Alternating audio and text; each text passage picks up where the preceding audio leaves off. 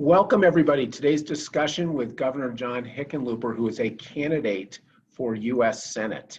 We so appreciate you coming to join us to hear about the governor's priorities for Colorado and for our nation as U.S. Senator. I do note that we will have about 45 minutes with the governor, so we're going to move expeditiously to our conversation with him. But I do want to just welcome him, and I thank you, Governor, for joining us with the Northwest Chamber Alliance.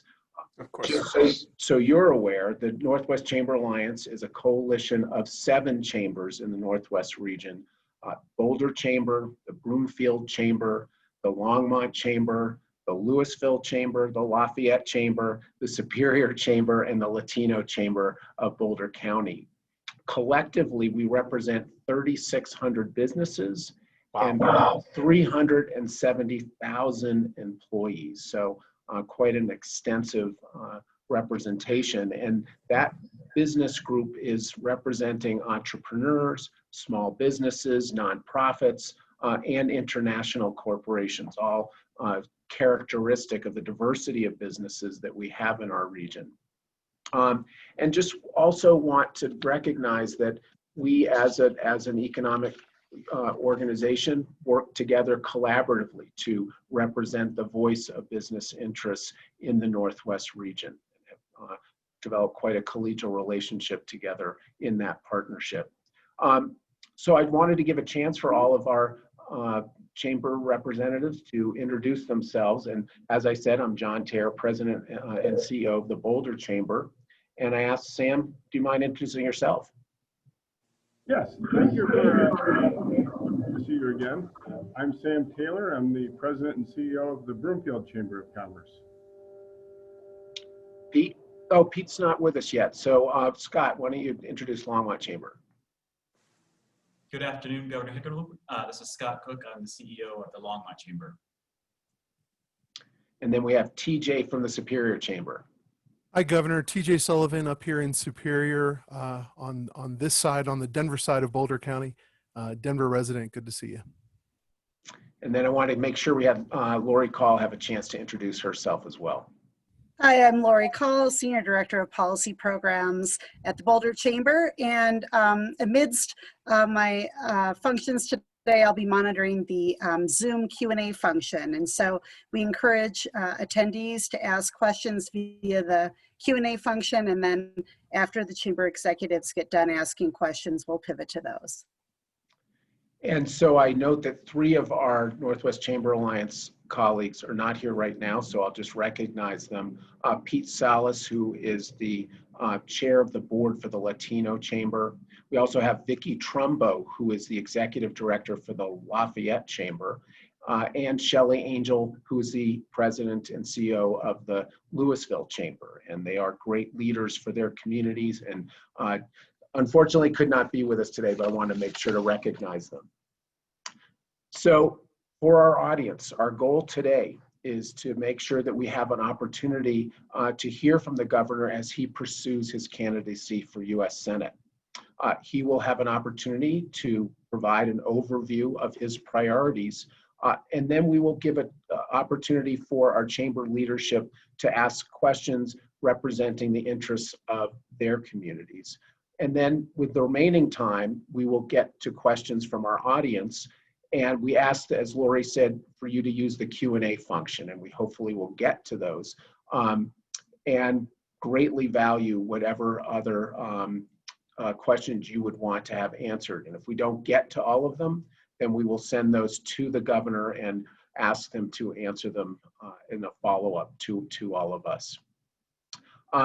Also wanted to note that as an organization, we very greatly value balance as the Northwest Chamber leadership. And that's why we also had a similar forum with Senator Cory Gardner.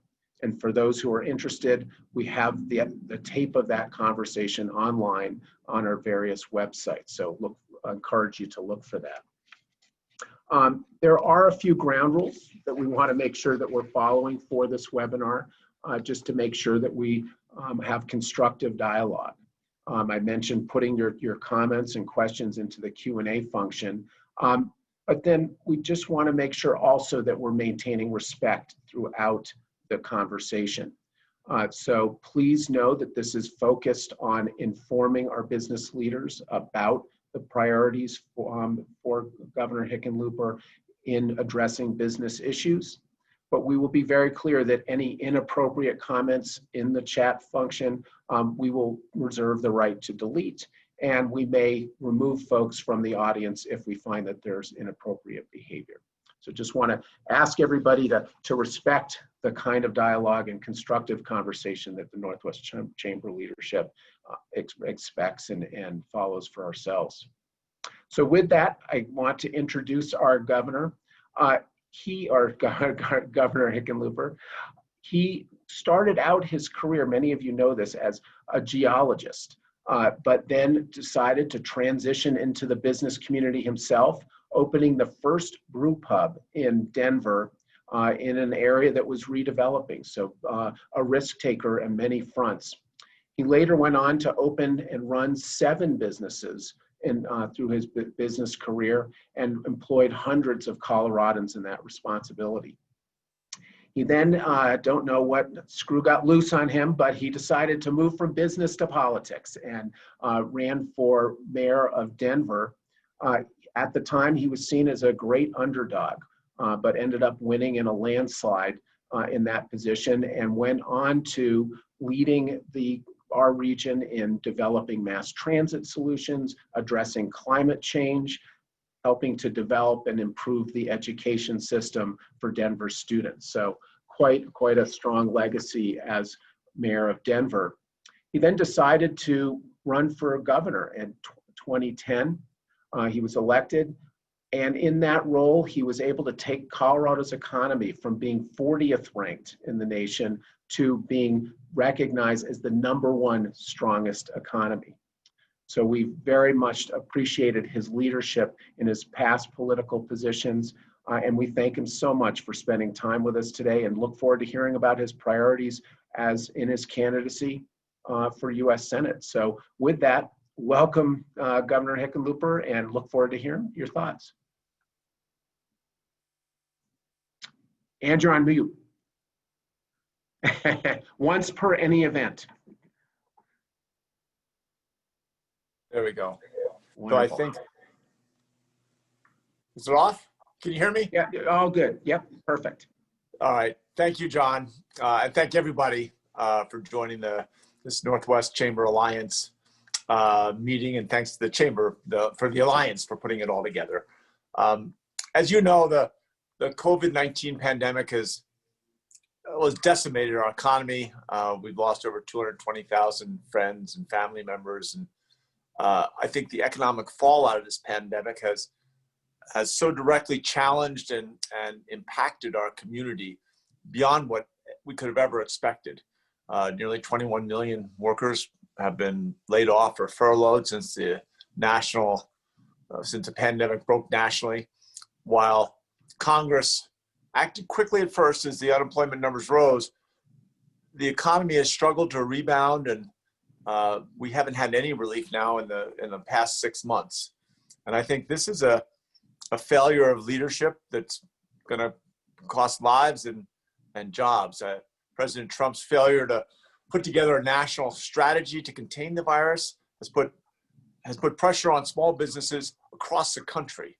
They're trying to open up without the support they need to keep their employees and their customers safe. But it's, as you all know, not a problem from the past. The president and the Senate continue to get nothing done. Washington has been so dysfunctional. And I think we're at that point where, their mockery of science-based solutions to stop this virus is just making a very bad situation worse. And Cory Gardner vowed he'd be an independent voice for Colorado, but he stood with Donald Trump 98% of the time. Donald Trump claims it's 100% of the time. But I think the cost to Colorado has been enormous. And we know what the cost has been to the country. And I reiterate, it didn't have to be this way. We could have had testing capacity in real time. We could have had, face masks everywhere. And I think with 2.5 weeks before this election, we really need to begin recognizing that we need a plan that we can, that we can carry through on, and really, this is the time to act. And I think the resilience, the innovation, the creativity of businesses throughout the crisis has, embodied the American spirit. And as someone who started businesses, I can't tell you what the pandemic's been like for you, but I have put myself in your shoes many times, and I recognize how hard it is for everybody. When I first got elected governor, we were 40th, as John said, we were 40th in job creation. And, we went through the worst wildfires, so many of the challenges, the worst flood in the state's history. But we committed ourselves to being the most pro-business state in the country with the highest environmental standards, the highest ethical standards. And then we went out and as we were rebuilding from those disasters, we found bipartisan solutions to, save rural hospitals, to reinvest in infrastructure. We put the politics aside and worked together. And that's the opposite of what's happening in the White House. So hopefully we'll get a chance to talk today a little bit about the plan we kind of put together, what I want to do when I go to Washington, and hopefully become part of the solution instead of continuing this partisan bickering and finger pointing and all the things we avoided in to a large extent in Colorado. So my plan, first, we need to, I think, act immediately to help Colorado families get through the worst of this COVID-19 pandemic that continues to plague them. That means prioritizing public health, helping the smallest of small businesses keep their doors open, and ensuring that Coloradans can get back on their feet. Second, I think the recovery needs to be inclusive. We need to really focus on the smallest of small businesses and make sure that every community can benefit from Colorado's economic success. In Washington, they prioritized these tax benefits to the largest corporations instead of helping families that were on the, working to earn a living. And I think that we need to make sure we build wealth in communities of color. We need to make childcare more affordable. We need to find those ways to create equality, like what this country is supposed to stand for. I think that adding some of the things we've talked about in the last 6 or 8 years about apprenticeships and rebuilding our workforce development programs has to be part of that. I think we also have to invest in the innovation and the dynamism of value creating industries. And that's everything from clean energy and technology, marijuana, in so many places we can create the pathway for the future. My son, Teddy, who just graduated from high school, some of you know Teddy, who's now 6'3". He dwarfs me, very frustrating. But a few weeks ago, he looked up he Googled all 100 senators. And right now, there are only 6 senators in the US Senate that have ever started and managed and operated a small business. And I think that's a big reason why so many of the CARES Act, so much of that money, $500 billion of it, they gave to Secretary Mnuchin, and there's no accountability. We don't know who got that money. And there was so little. If you didn't have a relationship with a larger bank, if you weren't big enough to have like a CFO, someone who really knew how to get to the front of the line, your chances of getting any of that early support were pretty small. And again, it got better. But I think if we're really going to come out of this, we need that small business sensibility. And you all know this. If you're in small business, it's almost a necessity to be optimistic, to be a problem solver, and to embrace innovation. And in essence, I think that's what the Senate's not doing. I am determined to go back there. It's not working.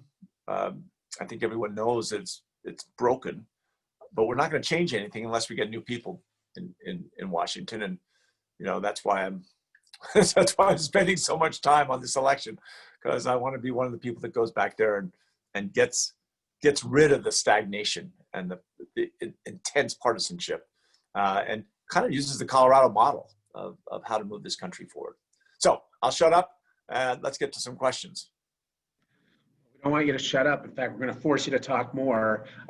We'll start with the Q&A. And so I'm going to hit the first question, Governor. You alluded to infrastructure investment. And I know that for our area, it's critical. We've recognized it was a need even before COVID. But certainly as we prepare for the recovery, infrastructure investments are going to be very important to addressing our economic recovery needs. And you have a great history of working collaboratively in the region to build infrastructure investments. Wondering what your plan would be at the national level if you're elected senator. Sure. And that's really how I got that. I won that first mayoral election. You know, I said, Denver will never be a great city without great suburbs. And if I get elected mayor, I'm going to do everything I can to make the suburbs as successful as possible. And people looked at me like I had 6 eyes. I mean, they were like, don't you understand the suburbs hate Denver and Denver hates the suburbs? And the fact that in that runoff, I got 65% of the vote. The people of Denver don't hate the suburbs and the suburbs don't hate Denver. The politicians had a benefit. They had a self-interest in attacking each other and getting in the newspaper, getting on TV. That adversarial relationship was useful to them for their political careers, but it was the worst thing that could happen in terms of actually getting people to work together. And as you know, as John referred to, that infrastructure was our point of connection there. And I spent 6 years chairing when I was in the U.S. Conference of Mayors, as mayor of Denver, I spent 6 years chairing the Transportation and Communications Committee. So we looked at projects all over the country, and we are so far behind.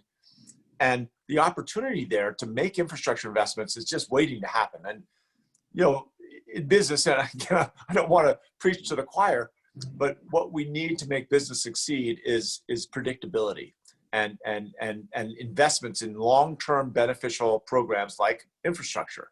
And that's, I mean, the Trump White House, if you were going to make one generalization about all 4 years, it's been chaos.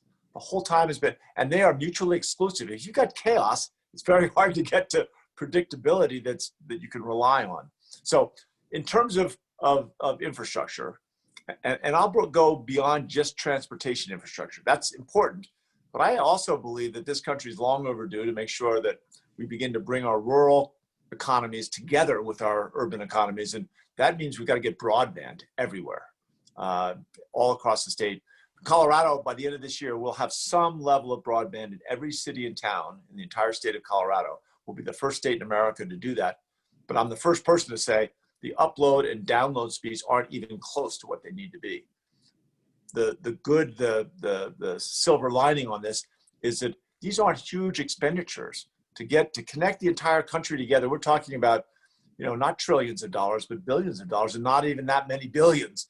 A lot of what we did in Colorado was utilizing existing infrastructure and building from there. In terms of transportation, I mean, transportation infrastructure is probably going to have to be funded. And the Trump administration said in the beginning that they were going to be the infrastructure administration. Donald Trump is going to be the infrastructure president. And then somehow it never happened. I mean, it literally never happened. And they ran out of funding. They did the large tax break, reduction in taxes, and they couldn't find a way to finance the infrastructure. And I think that's the challenge. It's going to have to be some level of federal spending. It's also going, as we know too well, it's going to have some regional or state spending as well. But I think the part of what the Trump administration never really embraced was this notion of public-private partnerships, where you can go out to some of the sovereign wealth funds. And I mean, they're offering 30-year, 40-year debt that's at a 1.5%, 2%. I mean, that becomes part of the structure of these long-term investments, as long as you've got some sort of reliable, you know, cash flow stream that you can dedicate towards repaying that debt. I think it's doable. I think there's going to be a lot of pressure to be frugal now and carefully monitor, you know, additional. If we spend more money from the federal government, we have to make sure that we're doing it in a very wise way, because the deficit is so large right now that we've got to begin getting our arms around it. That said, we are in the worst economic recession of my life. My mother was born in 1921, so I grew up hearing stories about the Great Depression and how each year they thought it was going to be over. They thought it was 12 months, 18 months away, but they never had that will. They never could quite get to that level that they could turn the momentum in the right direction. And really, what you had to wait until World War II is what really, I think, most historians agree, ended the Great Depression. We don't want to get there. And I think that's going to require, at least for the next 12 or 18 months, that we're going to have to invest in things like infrastructure that are going to be long-term benefits to our communities and our economy, but are also going to put people to work right away and make sure that we keep, that the economy keeps moving right along rather than slipping backwards. So it's doable. I think the expenditures are going to be significant, not outrageous, but significant. But I think we do it in that collaborative sense, regional government, state government, municipal government, partnering with the federal government, and then some of these large public-private partnership opportunities, we could really make a big step forward. It's an important vision. Well, thank you, Governor. So I want to hand it over to Sam Taylor from the great city and county of Broomfield for the next question. Thank you, John. I appreciate that. And thank you, John Hickenlooper, for being here.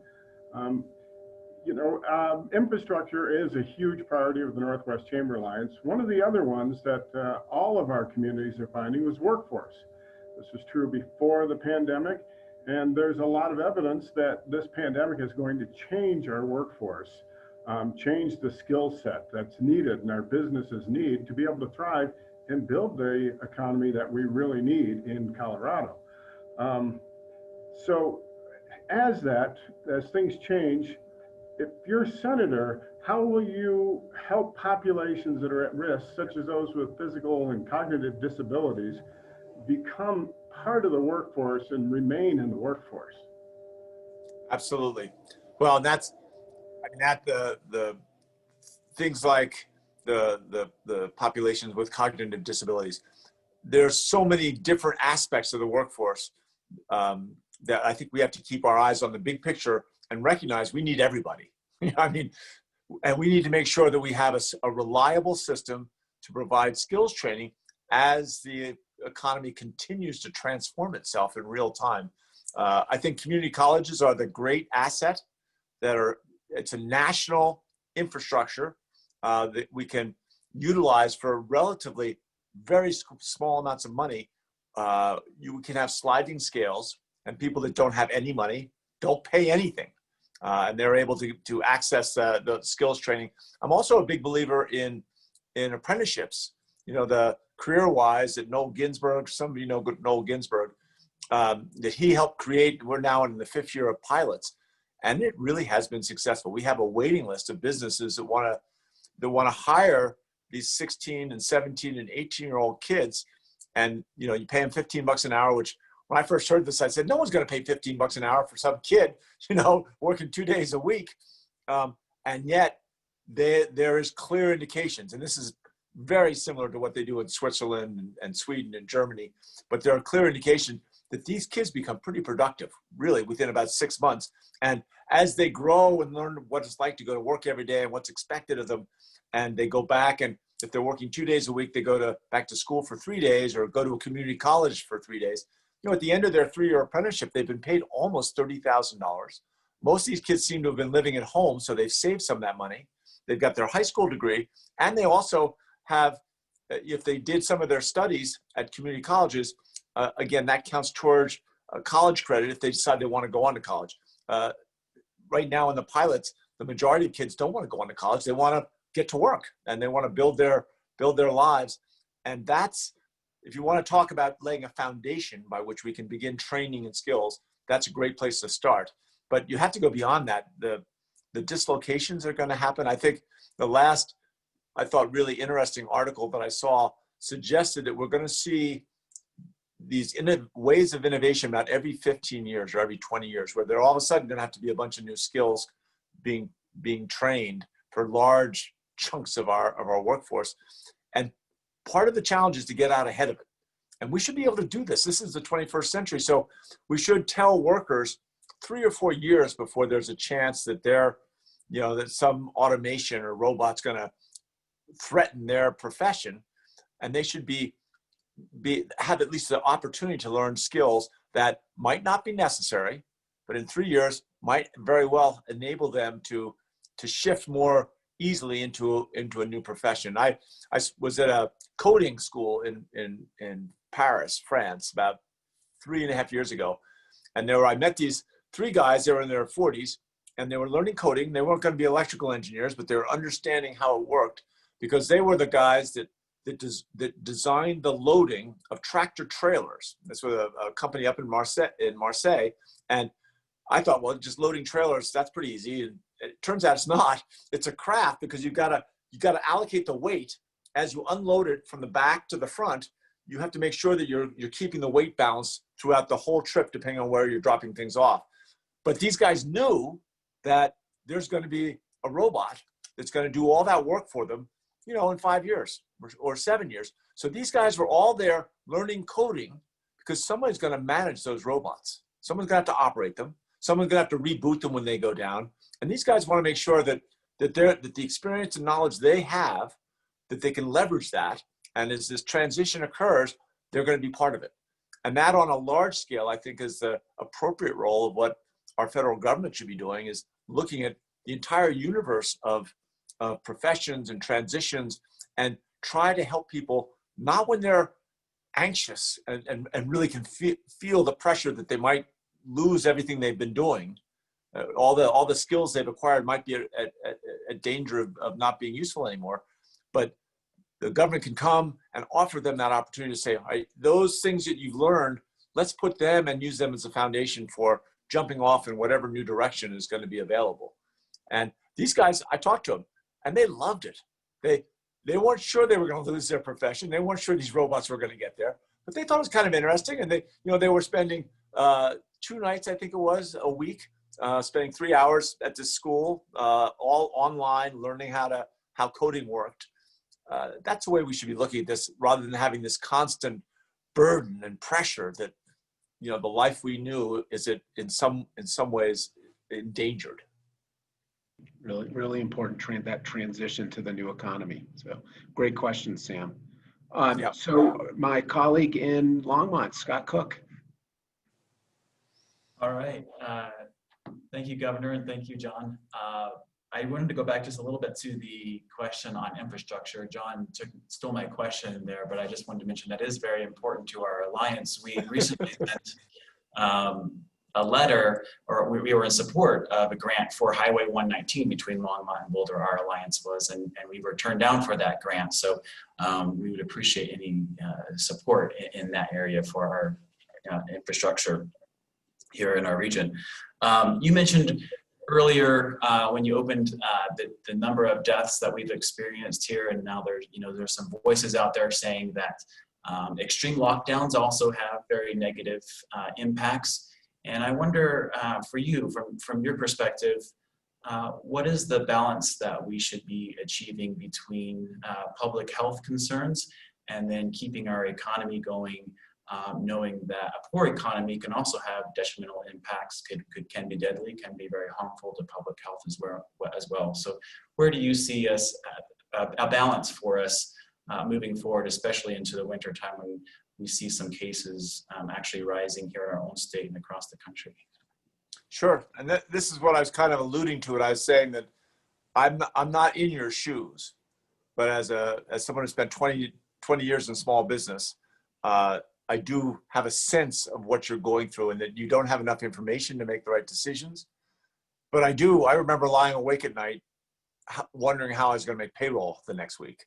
I remember that, that the pressures that you all feel making decisions where you don't have enough information. And I understand another lockdown has a whole array of costs, but it doesn't have to be an either or. And I'm sure that there's disagreement. I think Governor Polis has done a pretty darn good job of making really hard decisions where there just isn't enough information. I will put forward the notion that if we'd had a national plan and with a consistent implementation. So if right from the beginning they had a supply chain set up so there was testing capacity for everyone who needed it at the beginning, so you could lock down, and as you came out, make sure that people were virus free, and then put in place, protective equipment, face masks everywhere. We could have had all that, and in so doing, we could have allowed ourselves to. We might have had to lock down for a month, or maybe even 6 weeks, but then we could have come out, I think, with more confidence and less fear. Canada, again, Canada's a similar economy to ours, and I know their economy is different and they have variations, but they came out with a national plan and then they implemented it effectively and efficiently. And if we had had the same success that they've had, we would probably have 100,000 Americans alive today who aren't. And I think that's you look at the comparison on, per capita morbidity and the consequences of not having a plan, and then having all this chaos where, the president actually says, maybe you should drink Clorox, or, oh no, I was just kidding, or face masks don't work. Well, I'm not going to wear a face mask because, that is exactly the opposite of what we needed. And it made the issues around a shutdown far worse, because then when we're trying to come out of the shutdown, again, we still don't have the systems in place. I mean, you guys all know what a business is like especially when you're trying to get it going again or start up. I remember we first started the Wine Coop, and the rent in Lodo was $1 a square foot per year. That's a reflection of how bad the neighborhood was, right? No one was out there after the sun went down. I mean, we really had to make people feel safe. And I used to plant myself by the front door night after night after night. And I would tell people, and it was true, we'd have someone go out and check the parking lots every 20 minutes or 30 minutes to make sure their car was safe. Now, we didn't ever have any break-ins, but people perceived it as unsafe. So we had to demonstrate that we were going to do everything we can to make their experience good, but also an experience that would be safe. And I think small businesses, especially the restaurant businesses, the retail businesses, hair salons, I think their great challenge is to convince, and not just their customers, but their employees as well, that that business can open safely, and the customers can have some level of trust that they can come in, get their hair cut, get a meal, and not feel that they're a danger. And I tell you, I do lie awake at night, wondering how we're going to get through this cold weather, the first couple months of cold weather. I think this next relief bill that comes to, hopefully, I can't, to me, it's unimaginable that they're rushing through a Supreme Court nomination. They've got time to do that, but they can't come together and figure out a basic relief bill. But hopefully that'll happen immediately after the election, hopefully maybe in the lame duck section. But we need some relief just to help all those small businesses stay afloat, just so that they can get a legitimate shot to open in the spring. And obviously, I hope there's a vaccine, next week, but we don't know that. And we have to plan as if we don't have it. And we want to do everything we can do to avoid a shutdown, but we also don't want to, we don't want to lose lives of our neighbors and, friends and family. It's a terrible, tough situation that has been grossly exaggerated by, I refer to it as the negligence and then the incompetence. And, the president also pushed it on so many of the senators. Cory Gardner was one of the senators that convened that meeting in January, where they were briefed on, this is the one where a couple of his colleagues actually sold stock and got into trouble for that. But they expressed to this group of senators that this is a serious pandemic. It has the potential to be a serious pandemic. It is very contagious, and it will kill people. There was so much pressure from the White House not to talk about it, not to scare people. However, that was communicated. But Donald Trump, 3 weeks after that meeting, Donald Trump came to Colorado Springs with Senator Gardner, and they were shoulder to shoulder without masks. There were thousands of people shoulder to shoulder. I mean, it's probably the exact opposite of what we needed to have happen right then to begin to let people know. And Donald Trump Cory Gardner, no one said a word to all those people in Colorado Springs that they should be careful, even though they're, 3 weeks before there'd been a meeting where everyone understood the dire circumstances that could be coming. It's just, I look at this, I think they will write chapters in textbooks about crisis management and what this White House did being one of the worst examples in recorded history. Well, certainly consistent messaging, information, and targeted relief is what we're all hearing from our businesses. It's going to be very important to get through winter and through this crisis. Well, I want to turn it then to my colleague in Superior, TJ. Governor, there are many criticisms that can be leveled against your opponent, but productivity isn't one of them. In 2019, Senator Gardner was second among all Republican senators for getting his bills out of committee and 11th out of all senators in the Senate, according to GovTrack. Mr. Bennett, by the way, was 96th. In 2014, when Democrats held the Senate and the presidency, Mr. Bennett was 57th and Mr. Udall was 72nd. Is it fair for Coloradans to expect legislative productivity out of our senators? And if elected, what will be your commitment to being productive as a legislator, particularly around economic issues? Sure. And I guess I'd hold up as my productivity that we did my first 4 years. We went through the worst wildfires in the state's history, the worst floods for sure. You guys all remember that, 2013. The shooting in the Aurora movie theater, I went to 34 funerals in those first 4 years. And yet we did go all over the state and we worked with the General Assembly to make us pro-business, to be a state where we were going to get rid of red tape and bureaucracy. We were going to expand up access to capital. But more importantly than any of that, we were going to get people to believe that we were the most pro-business state in the country, but with the highest environmental standards, the highest ethical standards, but we were going to be about business. And to me, that is productivity, right? And that's what, trust me, as you all know, it wasn't me that created all the jobs that made us the #1 economy for 3 years in a row, according to U.S. News and World Report. It was that everyone believed. And, I understand that Cory Gardner, and if you listen to Cory, you're going to think everything's great in Washington. It's all good. There's all these bills coming out, and he's been very productive. I look at what's going on in Washington, and I see literally almost nothing. There's some things that come out, but very few things that are significant. They've done nothing to address climate or to address healthcare. I'm sure we'll get to healthcare, but I'll just diverge a little bit here. Cory still feels that they got to get rid of the Affordable Care Act. And he voted 9 times to get rid of the protections for pre-existing medical conditions. His bill that he says he's got that's going to protect, pre-existing conditions, all 117 words. Every independent fact finder has called it a hollow shell, a sham. 9 News called it horse excrement. It's not there. And we have 2.4 million people in Colorado that have pre-existing conditions. And again, just like, not all of them are suddenly going to become sick, but they're all going to feel anxiety and they're all going to be distracted from what the focus should be. And I want to be part of getting Washington to function and to, this is such a golden opportunity that this country could come together and begin looking at how do we rebuild our economy. Just like we did in Colorado, even as we were fighting floods and fires, we were focused on a unified approach. And we went to every county.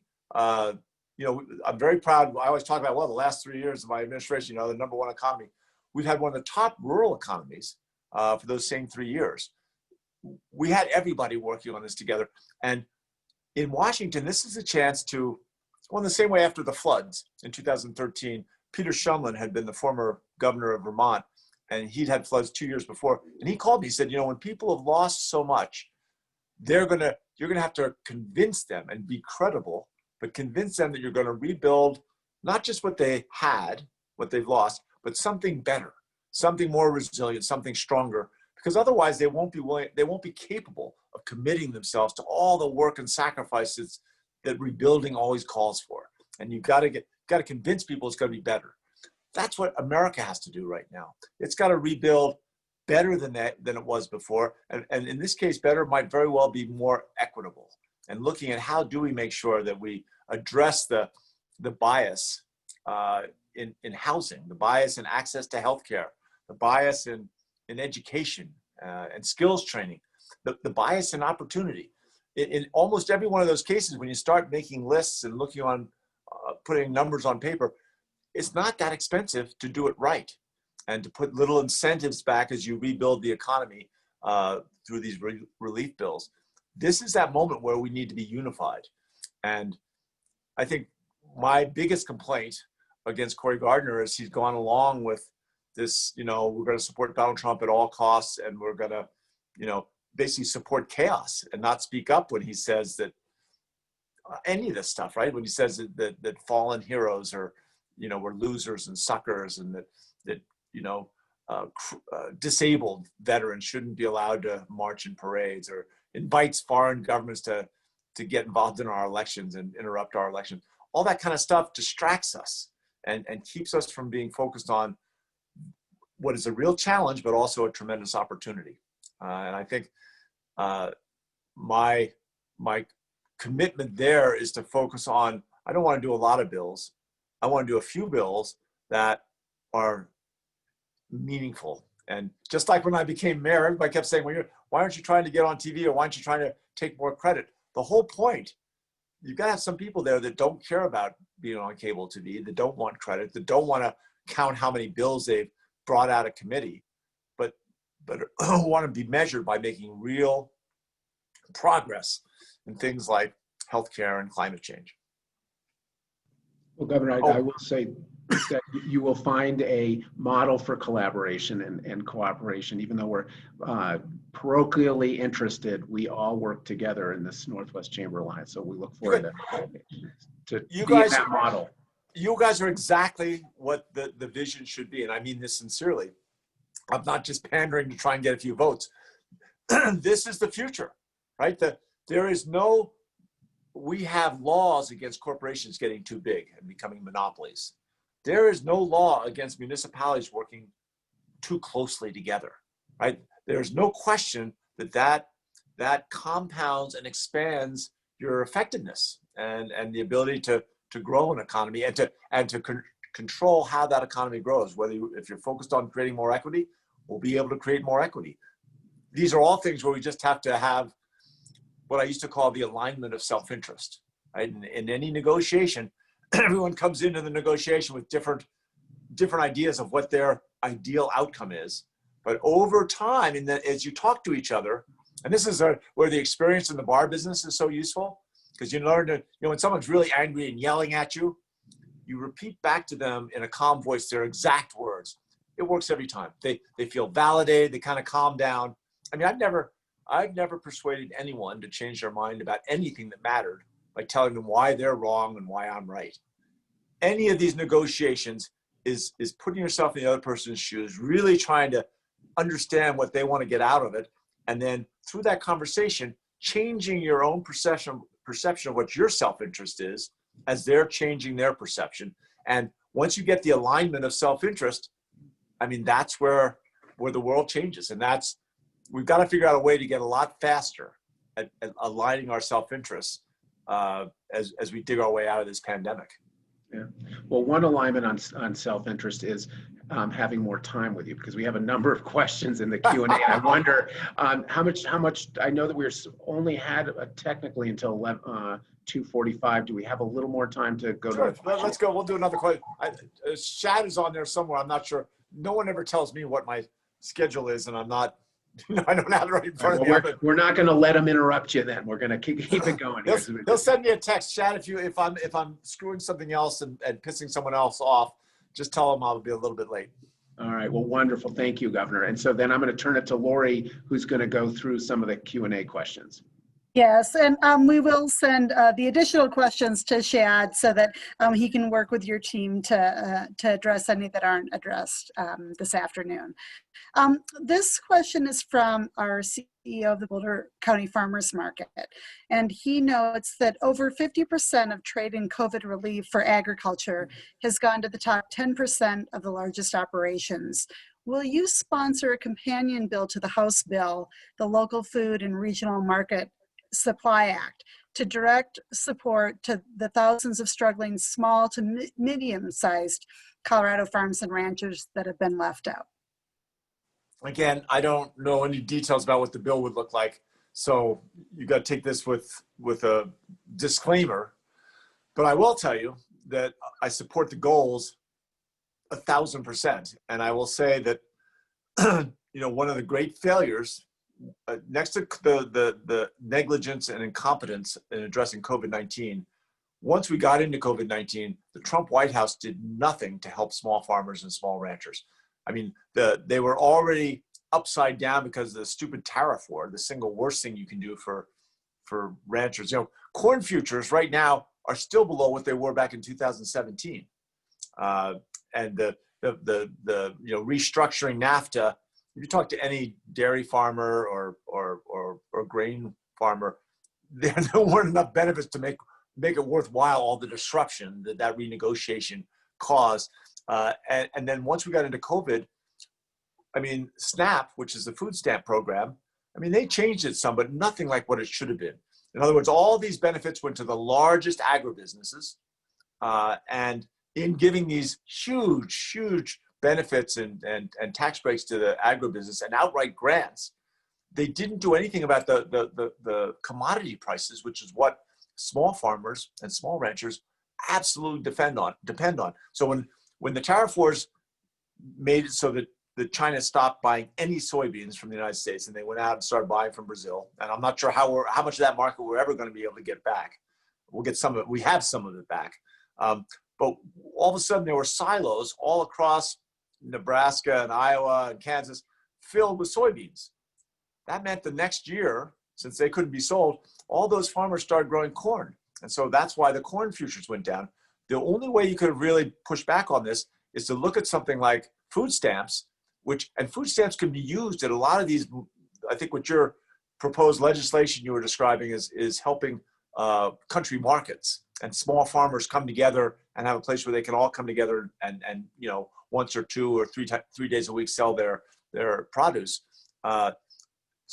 Food stamps can be used in those markets, and it's a wonderful way to really lubricate the rural economies. I also think to watch the pictures of people putting millions of gallons of milk, just disposing of it into the ground, getting rid of huge crops in a time when there's going to be famine worldwide. Inconceivable to me that would happen, and a large part of it was our distribution chain was so disrupted. I didn't realize that almost 50% of all the food consumed in the United States is consumed in restaurants and convention centers and in group settings, and suddenly that was reduced by 80% or 75%. So we just didn't have a supply chain in place. I mean, that's another thing that you want to build back better than we were before with resiliency. We've got to look at how do food banks and farmers markets be there when we need them and have some elasticity, so that if there is another pandemic, hopefully never, but we know that there will eventually be another one, that we'll be a little more prepared for the next one than we were for this one. But anyway, Thank you so much. I support the notion of farmers markets, and I know that they help people's health, and I can tell you all the stories about small farmers and ranchers and how it helps them. Wonderful. Well, I will say this, Chad gave us the pull the plug sign here. So unfortunately, that's all the time we have with you, Governor, but I thank you so much for this conversation. And as we said, should you win the in November election, we would really look forward to working with you to realize the vision that you described. I also want to just make sure, so thank you so much for spending time with us in your busy schedule. I also just want to make sure that our audience knows that we did have a similar conversation with Senator Cory Gardner, and that was on October 6th, and we have the recording of that conversation on our websites, and we will do the same with this conversation, have it recorded so you can distribute it to your friends and colleagues. And then just finally, I just want to thank my Northwest Chamber Alliance colleagues. We just have such a great team effort around all of these activities, and it's a great partnership that we have with all of you. So thank you, and thank you for our audience. And just now, you should do your civic duty. We know that your election ballot should be in the mail to you coming up. So the last thing you've got to do is make sure to vote. So get out there. And thank you all for joining us for this Northwest Chamber Alliance special forum. Thank you, Governor, for being with us. Great. Thank you, John, and Sam, and Scott, and TJ, and Laurie. Thank you all. Keep up the good work. Thank you. Take care.